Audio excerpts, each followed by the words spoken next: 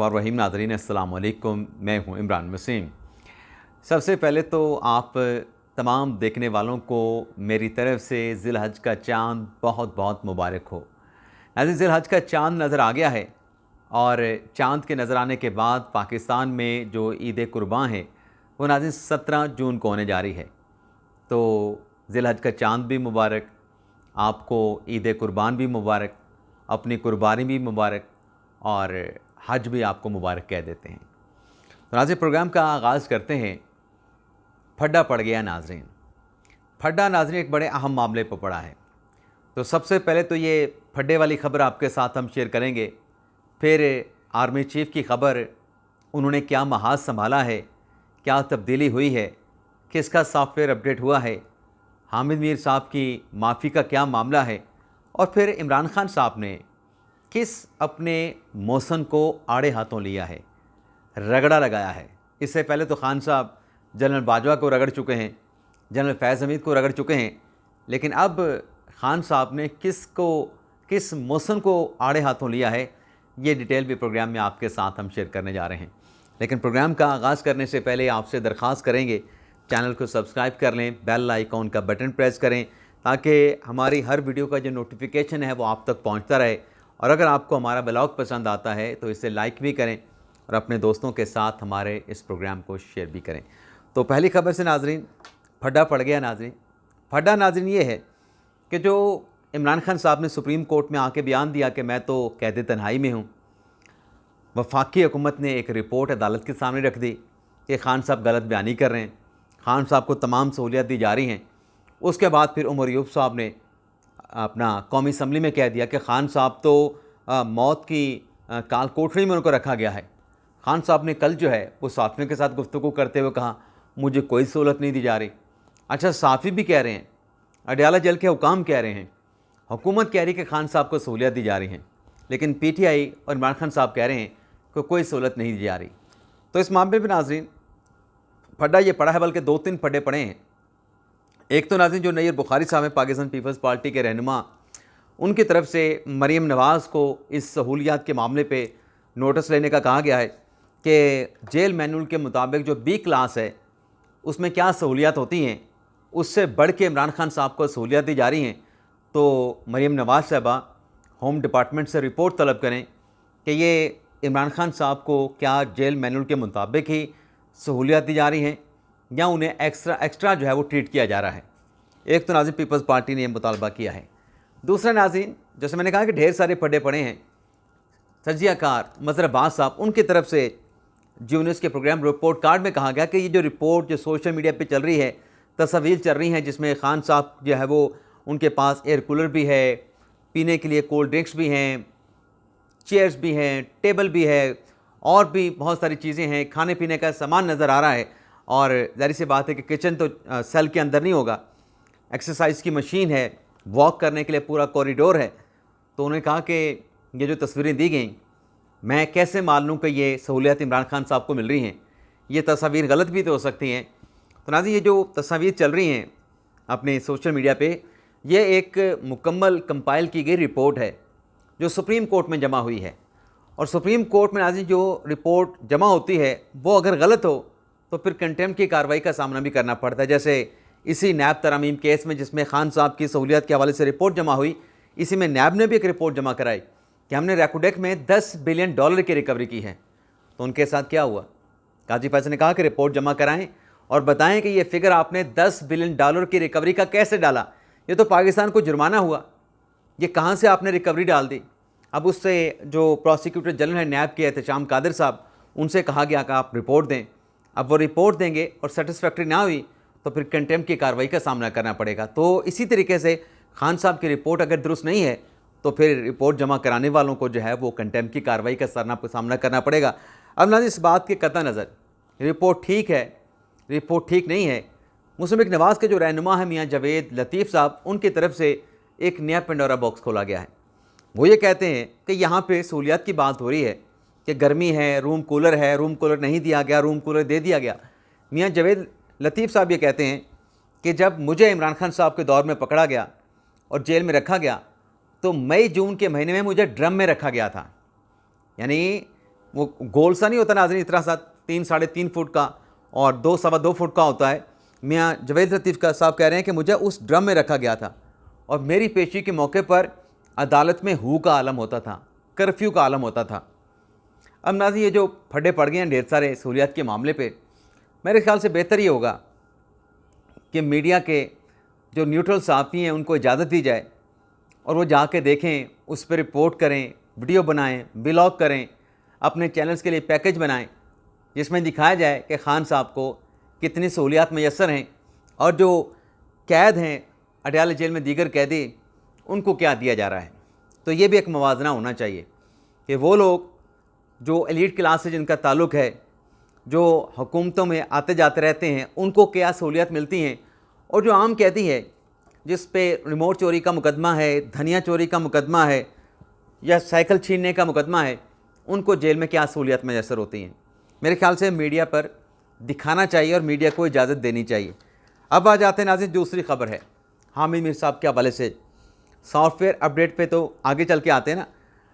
ये नाज़रीन जो हामिद मीर साहब की माफ़ी का मामला है, कल नाज़रीन इस्लामाबाद हाई कोर्ट में जो अहमद फरहाद गुमशुदगी केस की समाअत हुई, उसमें नाज़रीन जो एडिशनल अटॉर्नी जनरल पेश हुए मुनव्वर दुग्गल साहब, उनकी जानिब से अदालत में ये शिकवा किया गया कि हामिद मीर साहब ने एक कॉलम लिखा और उस कॉलम में मुझसे मंसूब जो रेफरेंस दिया गया वो हवाला गलत है। तो उस पर मोहसिन अख्तर कियानी साहब ने कहा तो क्या करें, मीर साहब का जो कॉलम है उसको मुस्तरद कर दें। तो फिर मुनव्वर दुग्गल साहब ने कहा, एडिशनल अटॉर्नी जनरल साहब ने, कि सहाफ़ी ने फिर व्लॉग भी किया और इस व्लॉग में मुझे गद्दार बनाने की या कहने की कोशिश की गई। तो जब ये बात नाज़रीन उन्होंने की मुनव्वर दुग्गल साहब ने, तो हामिद मीर साहब ने कहा कि इन्होंने अपने बयान में हाई कोर्ट में जज साहब आपके सामने कहा था कि कश्मीर में भी 9 मई जैसे वाक़यात हुए हैं। तो additional attorney general Munawar Duggal साहब ने कहा कि मैंने अदालत में मोहसिन अख्तर कियानी साहब के सामने ऐसी कोई बात नहीं की थी। अब नाज़रीन हामिद मीर साहब जो कह रहे हैं या जो मुनव्वर दुग्गल साहब कह रहे हैं, कतई नज़र दोनों में कौन सच्चा है कौन झूठा, इस बहस में जाए बगैर एक जो नाज़रीन चीज़ है जो आप तमाम देखने वालों ने ख़ुद अपनी आंखों से देखी और सुनी होगी, जब 8 फरवरी के इलेक्शन 8 फरवरी 2024 के इलेक्शन की जब पोलिंग मुकम्मल हुई तो हामिद मीर साहब जो न्यूज़ की ट्रांसमिशन में मौजूद थे, उसमें इसाक डार साहब को बीपर पे लिया गया। इसाक डार को नाज़रीन जब बीपर पे लिया गया तो वो दरूद शरीफ से अपने दरूद शरीफ पढ़ के अपनी बात का आगाज़ करने जा रहे थे। जैसे नाज़रीन उन्होंने दरूद शरीफ पढ़ना शुरू किया तो हामिद मीर साहब ने साथ बैठे अपने जूनियर्स के साथी से कहा कि देखना अभी झूठ बोलेगा, अभी झूठ बोलेगा। अब मीर साहब को पता नहीं था कि वो जो बोल रहे हैं उनका माइक जो पीछे वो जो सिस्टम होता है उसमें बंद किया गया, नहीं बंद किया गया। तो वो मीर साहब का ये कहना कि अब देखो कि दरूद शरीफ पढ़ने के बाद झूठ बोलेगा, वो ऑन एयर चला गया। मैंने नाज़रीन अपने गुनाहगार कानों से सुना, मैं हैरान रह गया। यार एक बंदा झूठा या सच्चा है, वो दरूद शरीफ पढ़ रहा है, दरूद शरीफ पढ़ने के दौरान आप कह रहे हैं कि ये झूठ बोलेगा। उस दिन से नाज़रीन पता नहीं मेरे जहन में क्यों आता है कि मीर साहब को जो भी उन्होंने किया, जो भी उनकी इसाक डार साहब के बारे में राय है, एटलीस्ट ये सब कुछ कहने पे उनको लाइव जो है वो माफ़ी मांगनी चाहिए थी कि उन्होंने गलत कहा। मुझे तो गलत लगा और मैं कहूँगा गलत था, और बहुत सारे लोगों ने भी ये कहा होगा कि गलत था, समझते हैं लोग कि गलत था। तो इतने बड़े सहाफ़ी को, अभी मुनव्वर दुग्गल साहब सही कह रहे हैं गलत कह रहे हैं उसमें नहीं जा रहा, लेकिन मैंने जो अपनी आंखों से देखा, अपने कानों से सुना, मेरे ख्याल से इस पर मीर साहब की माफ़ी बनती थी, उनको मांगनी चाहिए थी। अगर वो मांग चुके हैं या उसकी वजाहत कर चुके हैं तो मेरे नॉलेज में नहीं, आप कमेंट्स बॉक्स में मुझे बता सकते हैं कि मीर साहब ने उस मामले पे माफ़ी मांग ली है या उसकी वजाहत दे दी है। आगे चलते हैं नाज़रीन, जो अगली ख़बर है कि इमरान खान साहब ने अब किस अपने मौसम को रगड़ा लगाया है। नाज़रीन जब खान साहब हुकूमत में आए 2018 में, हुकूमत से पहले हुकूमत के बाद, ये वाज़ेह अल्फाज में कहा गया, ये ढके छुपे अल्फाज में कहा गया कि जनरल बाजवा साहब जो हैं वो इमरान खान साहब के मौसन हैं, जनरल फैज़ हमीद जो हैं वो इमरान खान साहब के मौसन हैं, साकिब निसार साहब जो चीफ़ जस्टिस सुप्रीम कोर्ट रहे वो इमरान खान साहब के मोहसन हैं। लेकिन फिर हमने देखा वो जो मोहसन थे, एक एक करके इमरान खान साहब ने उन तमाम जो मोहसन शख्सियात थी, जो खान साहब पे एहसान करने वाले थे, खान साहब को हुकूमत में डालने वाले थे, खान साहब को बनाने वाले थे, खान साहब की जमात को बनाने वाले थे, खान साहब की काबीना को बनाने वाले थे, खान साहब की हुकूमत के दौरान कानून साजी के लिए वोटों की गिनती पूरे कराने वाले थे, खान साहब के लिए सियासी मुखालफिन को जेलों में डालने वाले थे। उनके साथ खान साहब ने क्या किया? तो पहले तो जनरल बाजवा, जिसे खान साहब कहते हैं कि आर्मी चीफ कौम का बाप होता है, आर्मी चीफ जनरल बाजवा सबसे ज़्यादा जमहूरी आर्मी चीफ हैं पाकिस्तान की तारीख़ के। और फिर वही जिसको न्यूट्रल कहते थे, जनरल बाजवा को खान साहब ने सवाल उठाना शुरू किया कि न्यूट्रल क्या होता है, न्यूट्रल तो जानवर होता है। फिर मीर जाफ़र, मीर सादक और गद्दार तक बात की। गद्दार कहाँ कहा? साइफ़र केस में कहा। साइफ़र केस में कहाँ कहा? साइफ़र साजिश में कहा, साइफ़र के हवाले से कहा। तो जनरल बाजवा साहब को रगड़ा दे दिया। और फिर पिछले दिनों मैं देख रहा था जनरल फैज़ हमीद साहब को भी रगड़ दे दिया। अभी इसमें जो बचे हुए हैं, जो 3 नाम मैंने आपको बताए, वो उसमें साकिब निसार साहब बचे हुए हैं। साकिब निसार साहब को खान साहब ने फ़िलहाल कोई रगड़ा शगड़ा या आड़े हाथों नहीं लिया। लेकिन आज साकिब निसार साहब के जो जूनियर थे, जो शागिर्द थे, वो चीफ जस्टिस, साबिक चीफ जस्टिस उमरता बंदियाल साहब थे। बंदियाल साहब ने भी इमरान खान साहब के हवाले से मेरे ख्याल से बहुत उनको सपोर्ट किया। जैसे भी अपनी कुर्सी पे बैठ के good to see you Khan साहब को कहा, गिरफ़्तार इमरान खान को जो 9 मई हुआ, उस 9 मई के बाद 11 मई को रिहा किया गया एक ऐसी पिटिशन पे जिस पे नंबर नहीं लग रहा था, जिसमें रिहाई का फ़ैसला हुआ इमरान खान साहब को। और फिर उसमें अभी तक जस्टिस अथर मिनल्ला साहब का नोट भी नहीं आया। 1 साल से ज़्यादा अरसा गुजर चुका है, बंदियाल साहब रिटायर हो चुके हैं। और फिर उस फैसले के नतीजे में जो खान साहब को मतलब जो ज़मानत मिली थी, एक ही झटके में 12 मुकदमात में एक साथ इमरान खान साहब को, यानी थोक के हिसाब से इमरान खान साहब को ज़मानतें मिल गईं। तो अब बंदियाल साहब ने जो भी इमरान खान साहब के लिए किया या नहीं किया, अब कल नाज़रीन जो अडियाला जेल में गैर रस्मी गुफ्तगू खान साहब की हुई, साथियों ने जो सवालात पूछे कि आपको मुज़ाकरात करने का कहा गया है कि सियासी लोगों के साथ मुज़ाकरात करें, तो नाज़रीन कल जो मैंने व्लॉग किया उसमें ये जो एक नुक्ता था, पोर्शन था, मैंने रोक लिया था आज सुबह के व्लॉग के लिए। उसमें जो मुज़ाकरात वाली बात थी, तो खान साहब ने कहा कि मैं इन लोगों के साथ मुज़ाकरात नहीं करूँगा, मैं तो मुशर्रफ के नुमाइंदे के साथ करता था, शौकत सिद्दीकी के साथ नहीं किया। एक बार उन्होंने कहा इमरान खान साहब ने कि मैंने मई 2023 में मुज़ाकरात किए, और वो मैंने किए चीफ जस्टिस बंदियाल के कहने पे, पीपल्स पार्टी के साथ, नून लीग के साथ, पीडीएम की हुकूमत के साथ। तो उसमें इमरान खान साहब ने कहा कि उन मुज़ाकरात के दौरान वो जो पीडीएम वाले थे, उन्होंने ये कहा कि आसिम अली शाह साहब ने, आर्मी चीफ ने इलेक्शन ना करवाने का फ़ैसला किया है।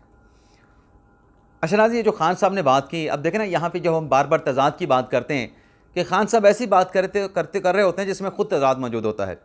अगर ऐसी पीडीएम ने कोई बात की थी उन मुज़ाकरात के दौरान, जिसमें शाह महमूद कुरैशी, फवाद चौधरी, अली ज़फ़र साहब थे, उधर से गिलानी साहब थे, इसहाक डार साहब थे, एमकेएम के लोग थे, तो जब मुज़ाकरात में आपको पहले कह दिया पीडीएम की हुकूमत ने कि आसिम अली शाह साहब ने या आर्मी चीफ ने फ़ैसला किया है कि इलेक्शन नहीं होंगे, तो वो तो आपके साथ इलेक्शन पे बात कर रहे थे ना, आपको इलेक्शन की डेट दे रहे थे, तो फिर आप उनकी इलेक्शन की डेट को ले लेते।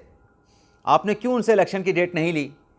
आप जब दोनों मिल के इलेक्शन की डेट के ऊपर इत्तफाक राय पैदा कर लेते, तो फिर कोई गैर सियासी अगर कुव्वत थी वो कुछ भी नहीं कर सकती अगर आप तमाम सियासी कुव्वतें इकट्ठी होती।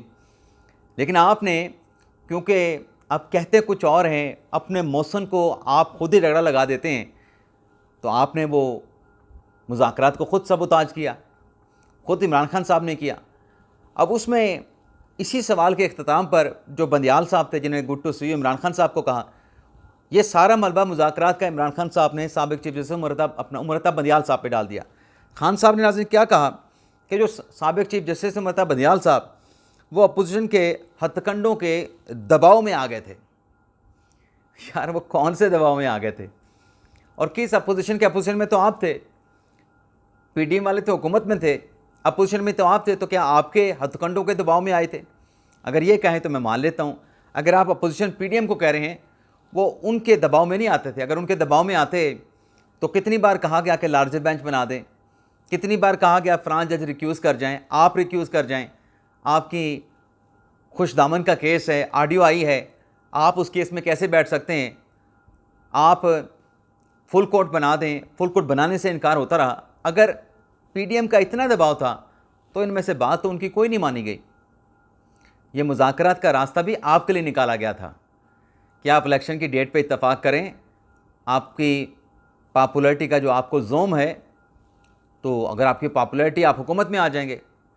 लेकिन खान साहब आपने वो मौका ज़ाया किया था, वो आपका मोहसिन था, आपको एक मौका दे रहा था, लेकिन आपने उस मौके को ज़ाया भी किया। और आज आप कह रहे हैं कि वो पीडीएम के दबाव में आ गया था, उनके हथकंडों में दबाव में आ गया था। तो खान साहब जैसे मशहूर हैं, खान साहब के बारे में जैसे कहा जाता है कि इस पर जो भी एहसान करे वो भूल जाए।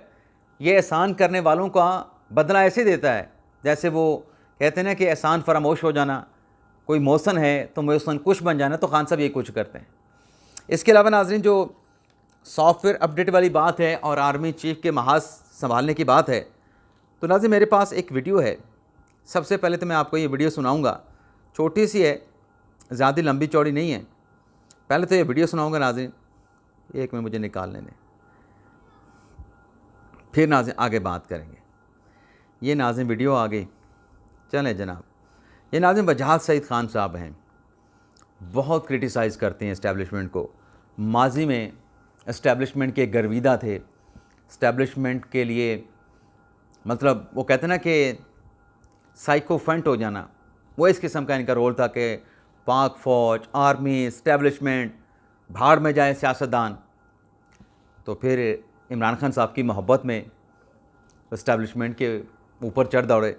लेकिन अब इनका सॉफ्टवेयर भी अपडेट हो गया, इनका सॉफ्टवेयर नाज़रीन अपडेट हो गया, बल्कि इनका नहीं और इन जैसे बहुत सौ का सॉफ्टवेयर अपडेट हो गया है।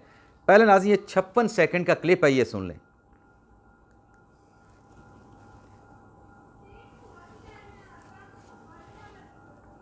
चलें जी, आवाज़ क्यों नहीं आ रही? वो लोकल प्रेशर, चाहे फौज ने डिसाइड कर लिया है कि वो लोकल प्रेशर चाहे पीटीआई से, चाहे इमरान से, चाहे जर्नलिस्ट से, चाहे जुडिशरी से नहीं लेगी, and it will do what it needs to do. और ग्लोबल प्रेशर भी फौज ने बड़े इंटरेस्टिंग तरीके से कंट्रोल किया है। जो बैनुल अक़वामी ऑफिशियल जो कैपिटल्स हैं उनसे कोई बड़ा प्रेशर नहीं आया। जो लोकल इधर उधर Committee to Protect Journalist, Amnesty International, Human Rights Watch वगैरह, जो ये यूएन ये जो कह देते हैं वो कह देते हैं, यूएन किसी स्टेट एक्टर ने, किसी बड़े मुल्क ने इनको अभी तक आंखें नहीं दिखाई। In fact it can be assessed, अगर हम बड़ा डिस्पैशनेटली असेस करें, और शायद बहुत सारे लोगों को बात अच्छी ना लगे, मगर इट कैन बी असेस्ड कि फौज ने इंटरनेशनल जो महाज है, बैनुल अक़वामी महाज है, उसको उन्होंने किसी तरीके से दबोच लिया है, कंट्रोल कर लिया है। फौज ने डिसाइड कर लिया है कि वो लोकल प्रेशर चाहे पीटीआई से, चाहे इमरान से, चाहे जर्नलिस्ट से, चाहे जुडिशरी से नहीं लेगी, and it will do what it needs to do. और ग्लोबल प्रेशर भी फौज ने बड़े इंटरेस्टिंग तरीके से कंट्रोल किया है। ये ना दोबारा रिपीट हो गया, माजूद चाहता हूँ। तो ये 56 सेकंड पूरे हो चुके हैं।